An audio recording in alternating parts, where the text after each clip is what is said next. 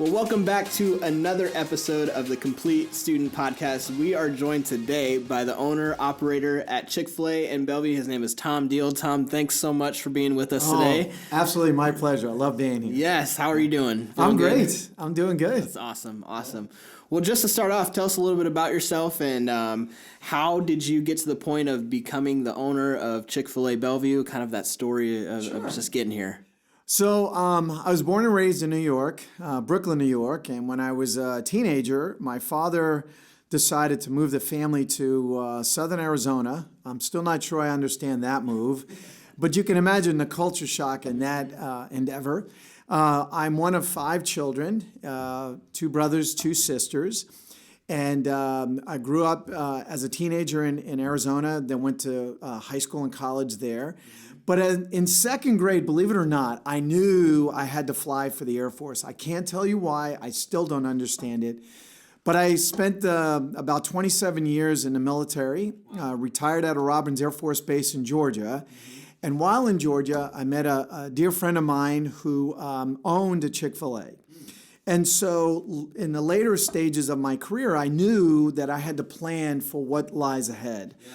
And my really burning desire was to work with young people. That's really where I wanted to be. So the choice was between working as a communications director at a university or being an ROTC instructor or working at Chick-fil-A. And there's a lot of commonalities, believe it or not. Yeah. And so unfortunately, the Air Force lost my paperwork quite a few times. Divine intervention maybe, I don't know. And the university was looking for me to work in a position to where I really didn't have a voice. And so that wasn't going to work out quite well. And then Chick-fil-A showed up, and he offered me the opportunity to run one store and then eventually run the other store, which really gave me a good foundation for what is this business all about. Yeah. And I grew up in food service. I was on my mother's apron strings for many, many years. In fact, my mother started out cooking in a convent and then retired as a cook supervisor in a prison. Wow. So she worked with, audiences and people from both ends of the spectrum. And by the way, I loved both. She often brought me into the prison or brought me into the convent, and I loved both. So I knew that's where I wanted to be. How do I take my faith and my love for food and my degree in counseling and bring it all together? Yeah. Quite frankly and simply put, Chick-fil-A did all of that for me. Wow. And that's how I ended up working at Chick-fil-A. After about 2.5 years, applied to get a store.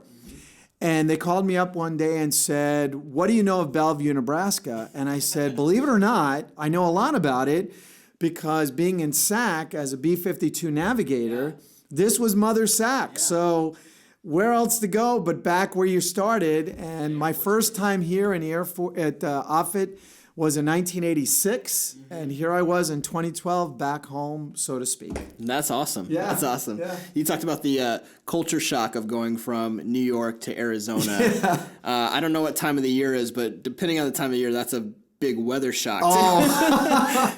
Well, let's put it this way. In New York, you do have all the seasons. But I remember being in Arizona, and they had something called dashboard recipes, which meant that you could take an oven bag, put literally your raw meat, potatoes, fish, and everything on the dashboard, and it was so hot that it would actually cook it, so by the time you got done with work, you had your meal ready for you. Yeah. Now, come on, that's hot. About 5 years ago, I moved from Minneapolis, Minnesota to Phoenix, Arizona. Oh, God. And when I left Minneapolis, it was -20. And when I got to Arizona, it was 80. So it was a 100-degree difference jump in one day. And it was like, that was a shock. Yes, that's a shock. That's pretty crazy. So you said that you wanted to work with young people. Yes. What was it about young people that you wanted to work with young people? Yeah. Well, for me, and I know it may sound corny, but for me, everybody should have that desire. And the reason is very simply because they eventually are the people who replace us. If you really think about it. I don't care what you do in life, whether you are the President of the United States or the principal of a school or the pastor of a church or the owner of a store, we're none of us are going to do that forever. Right. right? So who replaces you? So don't you think it's our obligation to prepare the people behind us to eventually replace us? Yeah. And if we don't take personal attention in that, then we have to sit there and just accept whatever happens. Yeah. Well, I'm not very good at that. I don't sit idly by for anything. So for me, you have to have a passion for not only taking care of who you're around today, but to really prepare those people who replace you tomorrow. Yeah. And I just love and have a passion for that. Yeah. And so that's always been my desire, and I love developing people. There's nothing better than being in a position of responsibility or authority, and instead of using that against people, you use it for people. And so that's just kind of been my drive for as long as I can remember. Yeah, that's awesome. I love that. That's so amazing. So as you're owning Chick-fil-A and you guys are always looking at young people. I mean, a lot of 16-year-olds, their first job is they want to go work for Chick-fil-A, right? So what are some of those things some values that you prioritize when it comes to those that you're looking to hire and bring onto your team? You know, it's a very easy answer for me, because when we interview people, we tell them that there's 3 priorities. They're really very simple. The first one is faith and family, and I don't think they're disconnected, okay? I'm not defining their faith. I'm not saying that you have to be my religion or I have to be yours, but you do have to bring faith to the table. And it's simply because, and you can check out all the statistics you want, but when you have a faith foundation, you're building on solid ground. Yeah. Otherwise, it's kind of like building a 10,000 square foot house on sand. Looks impressive, can really impress a lot of people and bring awe, but it's not going to last very long. You got to have that foundation, and that concrete foundation for me is faith. So faith and family are number 1. Education is number 2, because ignorance in any situation doesn't build the future. It just doesn't. So our priority is very simple: faith and family, then education, and then the business. And we make sure that we don't flip-flop those at any time. So even in the restaurant, you'll never hear us talk about sales. We just don't do that. We talk about growing the people, and we attract people by having them referred in by other team members. The question is, would you work next to them? And in the most difficult of days, do you want that person next to you? And it's simply, that's our priorities. Wow. Yeah.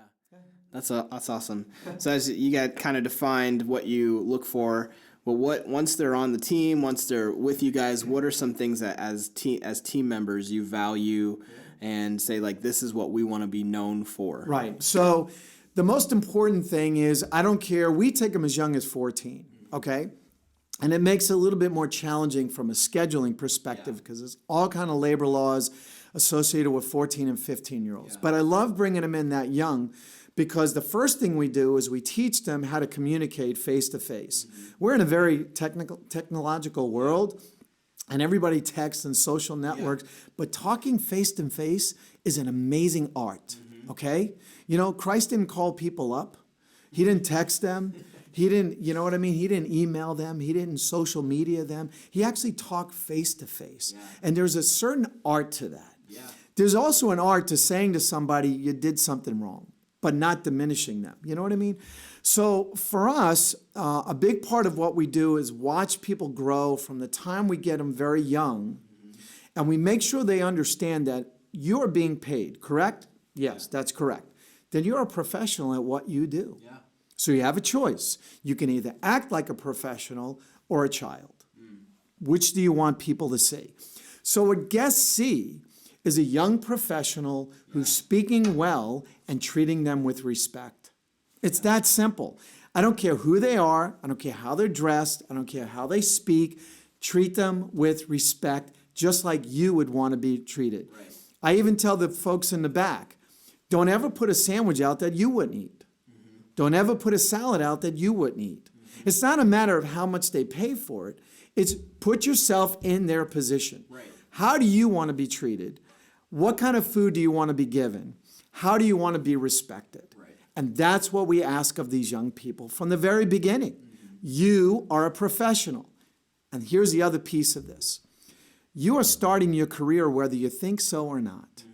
All right? What does that mean? So what that simply means is, as you grow, you don't magically become a parent. You don't magically become the president. You don't magically become the CEO.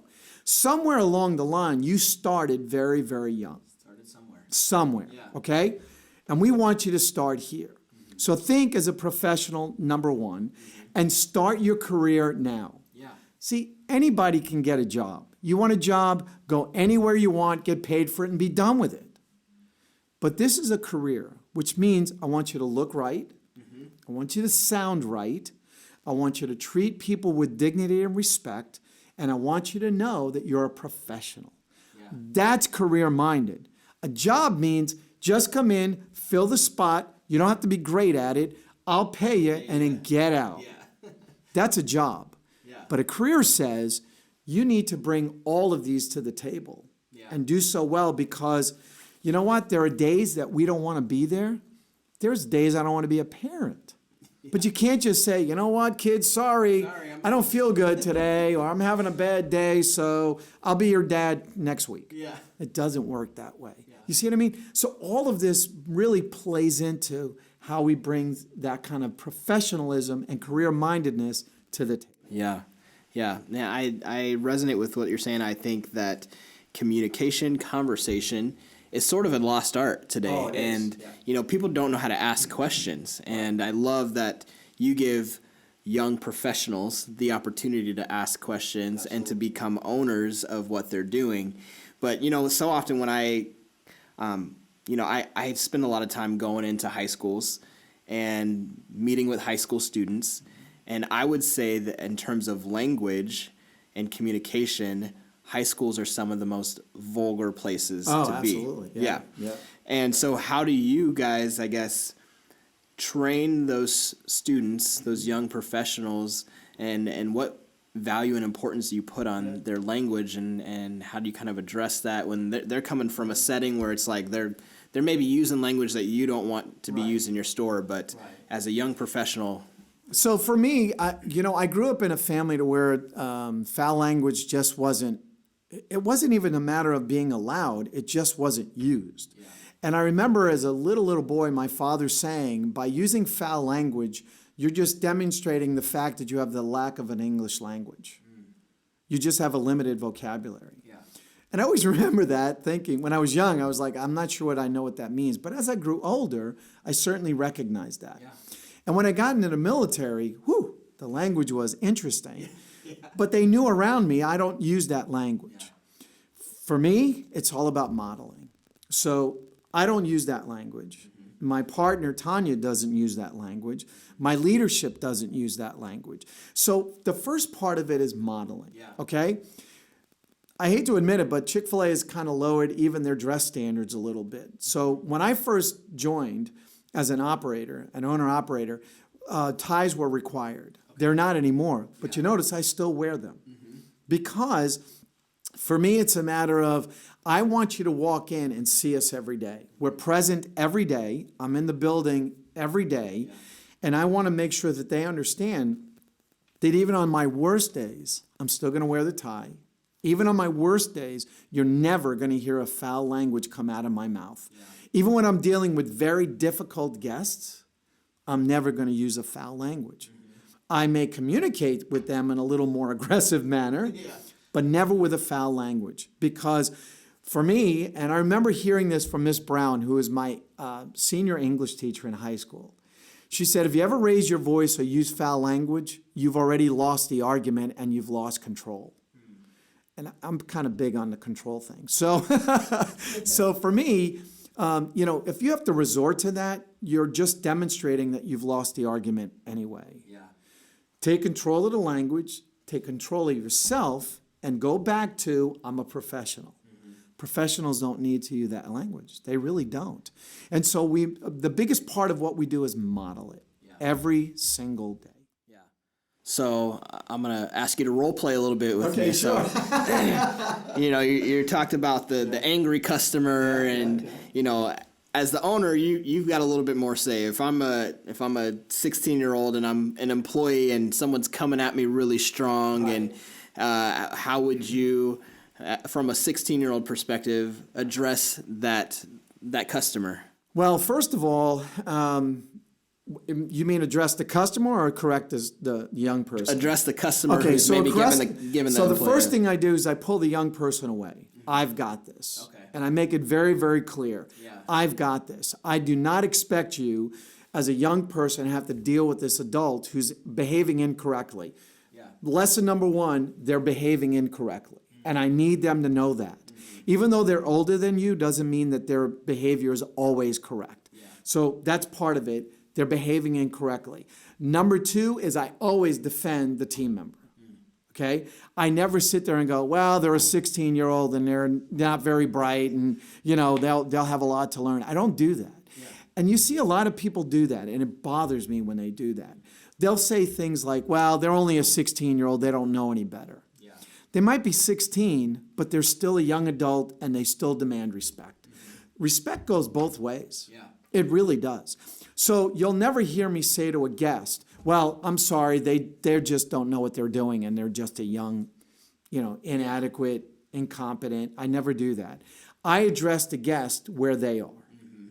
So I'll say something like, can you tell me what the problem is? Yeah. And if they raise their voice or they use foul language, I dismiss them. I absolutely dismiss them. And I especially love when they say, well, I'll never come back. And I'll say to them, that's a good thing because I don't want them to hear this language. Wow. And I will do that. And I'll make sure that the people around me hear that. Yeah. Because they have to know that, number one, I've got your back. Yeah. Number two, I don't expect or accept that language on either side of the counter. Mm-hmm. We demand respect for you. Mm-hmm. We'd like it back in return. Mm-hmm. So if you can't do that, then go somewhere else where that's common and normal. It's not common or normal here. Right. So, and that's a big part of it. And it's funny, recently that happened. Mm-hmm. And I had a person who was just spinning up. And I pulled everybody away and I went to the window and I took care of this person. And everybody around me got really quiet because they're like, oh my goodness, what's happening? But they heard me say, I can't allow you to treat or speak to these people that way. Can't do it. I don't care if they're a young person or an adult. I can't let you do that. Yeah. So if you can't calm yourself down, then I need you to leave. And the person looked at me and said, give me what I want or I'm not moving. And that's when I said, well, here's the problem. I'm the owner, which means you're on my property now. So you either leave or have to call the authorities. You would do that? Yes, I would. You need to leave. And then the person left because they knew that I wasn't going to back down, number one. And number two, I had their back. Yeah. I wasn't going to sit there and do what they wanted me to do and also put them down. Yeah. That's not going to happen. That spoke volumes to them because they thanked me later on. Because they said, it's nice to know that you have my back. Right. I will always have your back. Now, if you're wrong, we're going to have a conversation at a shot. But I also remember as a young officer in the military, I also remember the old adage, and it's a great adage no matter what the environment is you praise in public and you criticize in private. Yeah. Shouldn't we also do that on the work site? Mm-hmm. I think that speaks volume. I see parents, I remember one time, it really struck me. I remember I was on the street in Brooklyn, and this mother, I don't know what she got angry about, but she was obviously very, very stressed. Yeah. And she was with a little boy. It still affects me to this day, and this is like 50 years ago. Wow. But she was walking up the street, and I'm watching her with this little boy, and he was upset about something. But you could tell that she was also stressed out about something that had nothing to do with him. Had nothing to do with him. And she took his ice cream, threw it in the street, lifted his shirt, and smacked him on the small of his back. Wow. And I'm sitting there thinking, that little boy took the brunt of your anger, even though he's not the source of the anger. Yeah. Don't do that. Yeah. And I, as a little guy myself, yelled at her, and I said, don't do that. Don't hit him like that, because he didn't make you angry. Something else did. Yeah. But that little boy lost his ice cream and she lifted his shirt so that the sting would be even greater. Mm-hmm. There's something wrong with that. She, if there was something to correct, she could have picked him up and held him. You know what I mean? Yeah. That would have spoke volumes to that little boy. Yeah. instead of getting that beating in public. It just bothered me. And so for all these years, I remembered that, and I try very, very hard not to treat people like that, especially in public. If I'm going to correct you, it's going to be in private. Now, you're going to get an earful, but it's not in front of everybody else. It's just not appropriate. So I make sure that they know I have their back, and if anybody's really that abusive, step back, I've got this. No, I mean, I really appreciate the way that you speak so highly of your young professionals. And I think that helps when it comes to those moments where you do have to pull them aside and bring that correction. And so what does that look like for you? You know, when you do have to say, you know, you were wrong in this moment, but at least you've built up the respect of those young professionals because you treat them like young professionals. So I can give you an example, especially when a person is leaving the restaurant. I always tell them there's a good way and a bad way. The good way is you're telling me what you're planning on doing, what you're thinking about, and give me the opportunity to help you do that, okay? But if you leave like, oh, by the way, I'm leaving and I'm doing it tomorrow, and it's because and they give me a lot of different reasons. That's not a good leaving. And the reason it's not a good leaving is because, number one, you didn't give me a chance to really discuss what you're doing. You essentially took it upon yourself to go apply, interview, discuss, and everything else, and then you're just walking out the door, and you're catching us off guard. So we have that discussion. And the discussion looks something like this. It has nothing to do with Chick-fil-A. It has nothing to do with this. We'll replace you, and that's not an issue, okay? There are many 14-year-olds that will replace a 16 will replace the 18, and so on and so forth. But what I want you to learn from this is that at some point, you're going to be in a career where you can't backdoor your boss. You can do it once. You might even get away with it twice. But let me tell you something. If you're in a certain career field, they will talk about this. And I don't want you to be in a position where you're hurting yourself. So you have to make sure that the people you're working with kind of understand what you're thinking about. What am I thinking about?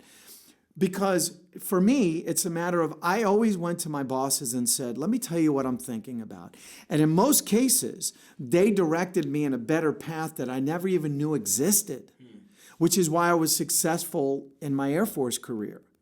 Because I would go to them every 6 months and say, let me tell you what I think I've done right. Let me tell you what I think I've done wrong. And let me tell you what I think I'd like to go in the next 2 to 3 or 4 years. And in so many occasions, they said, you know what, but we have a better opportunity over here.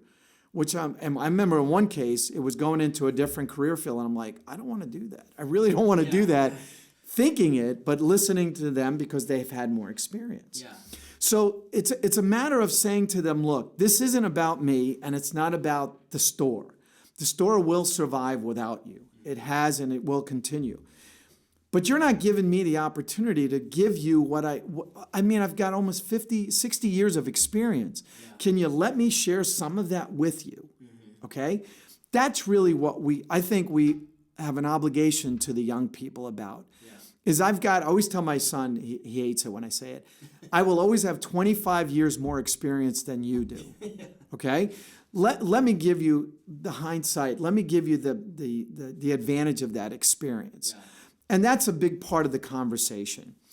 I also tell them, make a decision. Now, there might be a better decision, but I'd rather you make a decision than stand there and make no decision. You know, the refrigerator's on fire. You might want to put the fire out. You know what I mean? As opposed to call me up and go, well, there's a fire. What do you want me to do? Well, put it out. Can we, please? Quickly. We can discuss later maybe a better decision. But for me, a big part of it is, you know, you have these amazing people. We're all very well-educated leadership. My partner, Tanya, has a degree in biochemistry. You know what? Give her an opportunity to give you the vast experience of her academics. You know what I mean? And so often they don't want to do that. They want to kind of go off on their own.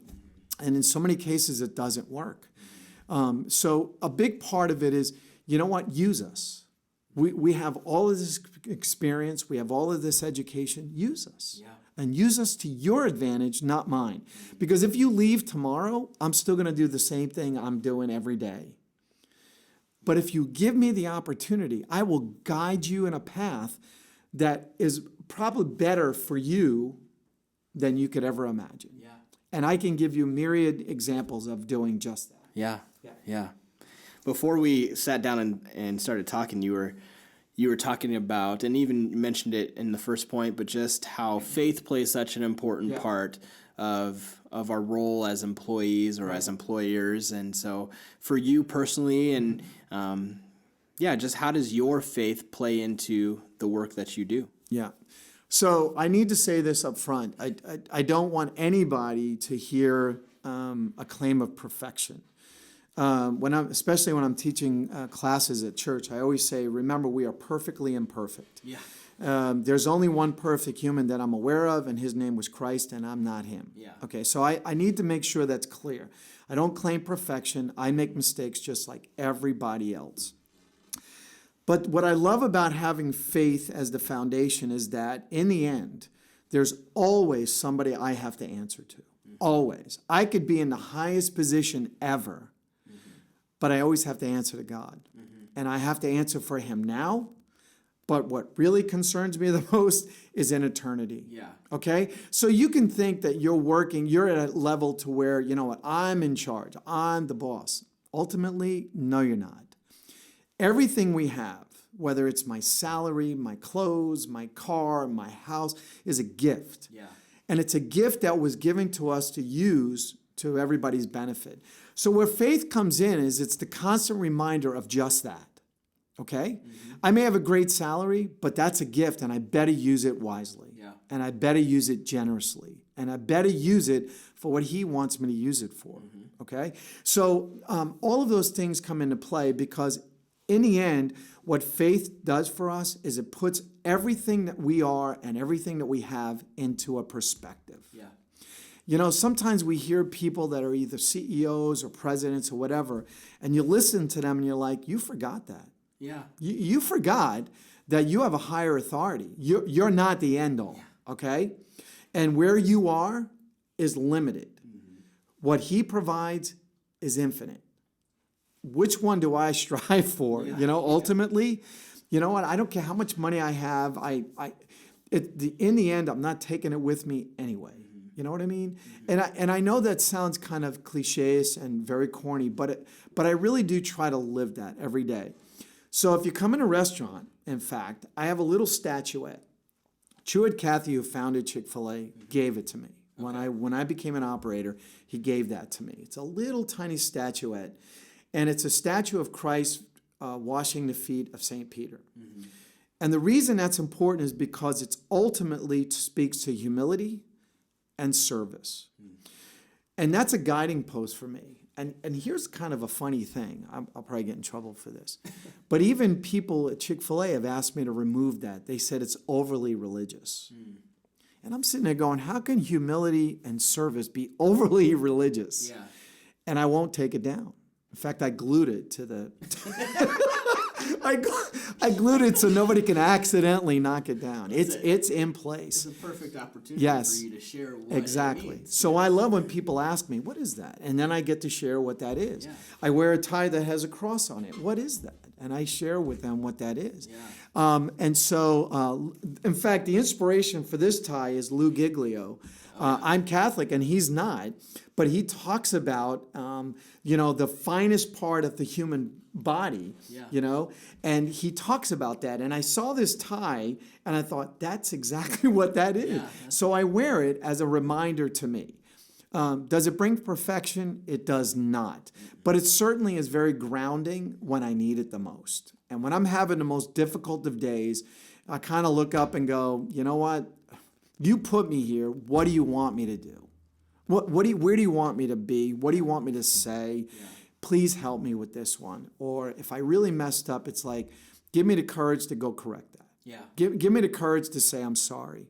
Give me the courage to say, you know what? Even though you're a lot younger, you were right and I was wrong. It's that sense of service and humility. Yeah.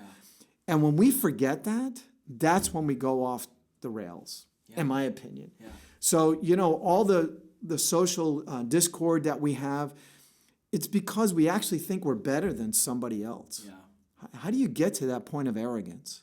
I don't know that. Wow. And I must admit, I grew up in a family where my parents were amazing when it came to that. Very poor in Brooklyn. But on any given day, I swear, my mother's house was like the UN. I mean, you name the nationality or the religion or the culture, and it was in my house. Yeah. That's what I grew up with. And I just didn't know there was a difference. Yeah. I mean, it sounds really silly, but I didn't. You know what I mean? Yeah. And so if you look at my house, I'm like, my son-in-law and my daughter-in-law are both African American. My wife is Mexican American. My other daughter-in-law is probably the whitest human being you've ever met in your life. and my kids are a mix of all of that. And my granddaughter is like the model of that. She's like all of it wrapped into one. And we just did a 23andMe, and she's like, she's like, what is she? Well, the earth.